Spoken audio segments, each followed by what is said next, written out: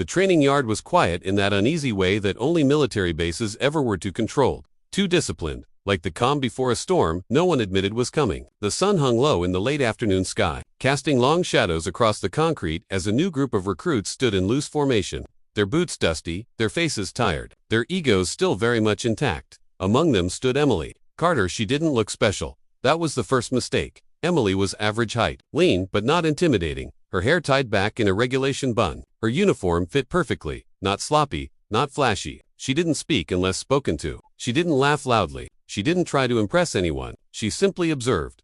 5 recruits noticed her immediately. Not because she stood out, but because she didn't. They were louder, bigger, confident in the way only people who had never truly been tested could be. They had already formed their own little pack, laughing too hard, shoving each other, talking about how easy training was going to be, bragging about past gym records and street fights. And then there was Emily, calm, eyes forward. "Hey," one of them muttered, nudging another. "You see her?" Another smirked. "Yeah, she looks lost." "No," a third said. "She looks scared." They laughed.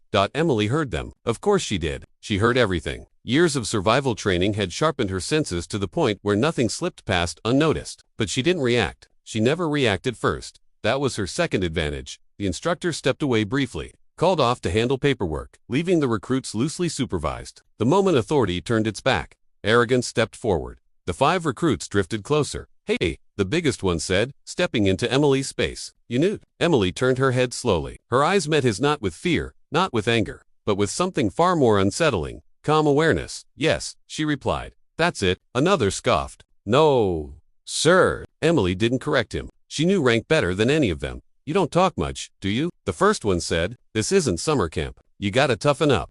Emily tilted her head slightly. "I'm fine." The 5 laughed again. "What's your name?" one asked. "Emily Carter." The name meant nothing to them. It meant everything to the wrong people. "So, Emily," the leader said, crossing his arms. "You ever been in a real fight?" Emily paused. "Just long enough." "Yes." That answer changed the tone. He said. "You don't look like it." Another recruit cracked his knuckles. "Maybe she thinks she's tough." They circled her, not aggressively, not yet, but with that unmistakable predator curiosity, testing boundaries, seeing how far they could go. Emily noticed every step, every shift of weight, every tell. Her breathing remained steady. Her heartbeat slow. "Relax," one of them said. "We're just messing around." "Yeah," another added, "unless you're scared." Emily exhaled softly. "I'm not scared," she said. The biggest one grinned. "Prove it." That was when the air changed. Emily straightened her posture, not dramatically, not threateningly, just enough, like a switch being flipped. "I don't need to prove anything," she said. The leader scoffed. "Then you won't mind if we test you." He stepped closer. Too close. Emily looked at him carefully. Then, at the others. "You have 40 seconds, she said calmly. They laughed again. "What's that supposed to mean?" "It means," Emily replied, "you should step back." That was their third mistake. The leader lunged forward, grabbing for her shoulder. Everything happened at once, and yet, to Emily, time slowed. She pivoted. His grip missed. Her elbow struck not hard, but precisely into a nerve cluster in his forearm. His hand went numb instantly. Before he could react, Emily stepped inside his balance line, twisted his wrist, and guided him, not slammed, not thrown down to the concrete, with controlled force. He hit the ground, gasping, shocked more than hurt. The others froze. 2 seconds had passed. "What the?" one shouted. Another charged. Emily shifted her stance, catching the incoming momentum, redirecting it. A sweep of the leg, a push to the chest. He landed hard, wind knocked out of him. 5 seconds. The third tried to grab her from behind. Emily ducked, rolled her shoulder, trapped his arm, and applied pressure just enough to force compliance. He yelped, dropping to one knee. 10 seconds. The fourth hesitated. That hesitation saved embarrassment, but not realization. Emily released the third recruit and stepped forward, her presence suddenly overwhelming. Not aggressive, not loud. "Unmovable. Double quotes. "Stop," she said. Her voice carried weight now. The 5th recruit, their smallest, backed away instinctively. The leader on the ground looked up at her, eyes wide. Who are you?" he whispered. Emily stood there, breathing evenly, not a hair out of place.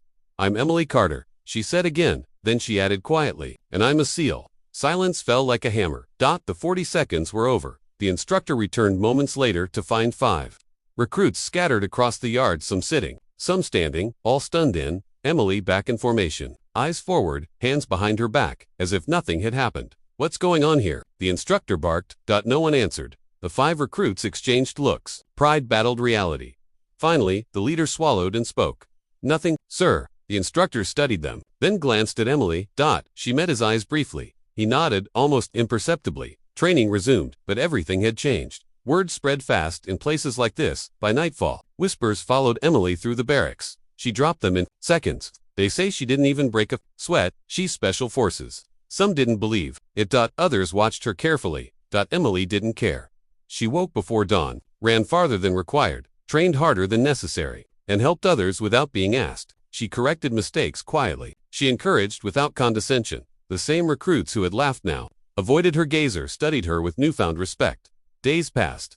Then weeks. Emily never bragged, never told stories, never reminded anyone who she was. She didn't need to. Her discipline spoke for her. Her humility defined her. One evening, the leader of the 5 approached her alone. "Emily," he said. She stopped. "I owe you an apology," he said, voice tight. "I thought strength meant being loud." Emily looked at him. "Strength," she said, "means control." He nodded. "I learned that in 40 seconds. Emily gave a small smile. "That's faster than most." By the time graduation day arrived, Emily Carter was no longer just another recruit. She was a standard reminder. A lesson no one forgot. Not because she was dangerous, but because she was disciplined. Not because she fought, because she knew when not to. And every recruit who passed through that yard afterward heard the story. 5 recruits tried to intimidate a quiet woman. 40 seconds later, they learned the truth. She wasn't ordinary. She was a SEAL.